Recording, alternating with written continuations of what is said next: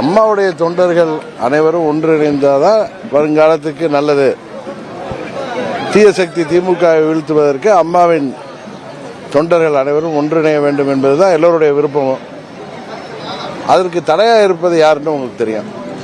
சுயநலத்தால, பதவி வெறியால, பணத்திமிரால, நான் தான் எல்லாம் என்கிற அகம்பாவத்தோடு பழனிசாமி செயல்படுவதுதான் அது காரணம். பழனிசாமிங்கிற ஒரு சுயநல மனிதர் திருந்துவதற்கு வாய்ப்பு இருக்கிறதா என்பது எனக்கு தெரியவில்லை.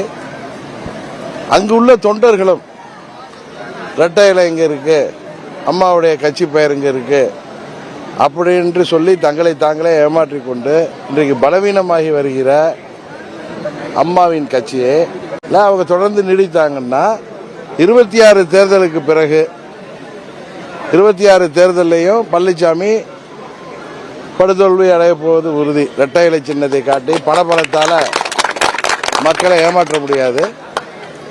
26 வரை அவர் முயற்சி செய்கிற உடந்தையாக அந்த தொண்டர்களும் அங்கு உள்ள நிர்வாகிகளும் பாய் மூடி மௌனமாக இருந்தார்கள் என்றால் 26 தேர்தலுக்கு பிறகு பழனிசாமி அம்மாவின் கட்சிக்கு மூடு விழா நடத்த போவது உறுதி. அதனால அங்கு உள்ள தொண்டர்கள், அங்குள்ள நிர்வாகிகள் விழித்து கொண்டு சரியான தீர்வு காணாத வரையில், அவர்கள் முயற்சி செய்யாத வரையில் அம்மாவின் தொண்டர்கள் ஒன்றுபடுவதற்கு வாய்ப்பில்லை என்பதுதான் எனது கருத்து.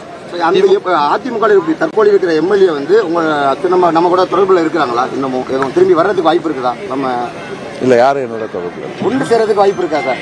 அதான் சொல்றேன், ஒற்றுமையா ஒன்று சேர வேண்டும், அம்மாவின் தொண்டர்கள் அனைவரும் ஒன்றிணைய வேண்டியதுதான் எல்லாருடைய விருப்பம். ஆனா பழனிசாமிங்கிற ஒரு சுயநலவாதி அந்த கட்சியை கபலீகரம் கொண்டு சுயநலத்தால, பதவி வெறியால அவர் செயல்படுறப்ப அங்குள்ள தொண்டர்கள், நிர்வாகிகள் அவர் இரட்டையில அங்க இருக்குன்னு மௌனமா இருந்தாங்கன்னா எப்படி பாராளுமன்ற தேர்தலில் அவங்க 3வது இடம் சென்ற மாதிரி அவர் என்னதான் கூட்டணி அமைச்சாலும் தேசிய ஜனநாயக கூட்டணி திமுகவையும் அதிமுகவையும் வீழ்த்துகின்ற சூழ்நிலை தான் தமிழ்நாட்டில் உருவாகி வரும். 26 தேர்தலுக்கு பிறகு அதிமுகவை பழனிசாமி மூடு விழா நடத்தி விடுவார்னு சொல்றேன். தமிழக வெற்றி கழகம் விஜய் வந்து கட்சிக்கு தொடங்கியிருக்காப்ல, அதை நீங்க எப்படி சார் பாக்குறீங்க? அதாவது ஜனநாயக நாட்டில் எல்லோருக்கும் கட்சி ஆரம்பிக்கின்ற உரிமை இருக்கிறது.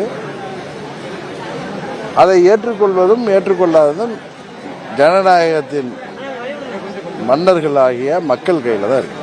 வந்து கொடிக்கு வந்து பல்வேறு சர்ச்சைகள் வந்துட்டு இருக்குது இணையதளத்தில். பார்த்தீங்கன்னா இது வந்து வெள்ளாளர் முன்னேற்ற கழகம் தான் அவங்களோட கலர் சார்ந்த கட்சி கொடி அது மாதிரி சொல்றாங்க. அது வந்து சர்ச்சைகள் போயிட்டு இருக்கு. அது எப்படி சார் பாக்குறீங்க?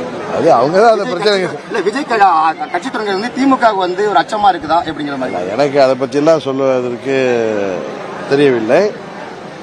அந்த கட்சி கொடி சம்பந்தமான பிரச்சனையை அவர்கள் தான் தீர்த்து கொள்ள வேண்டும்.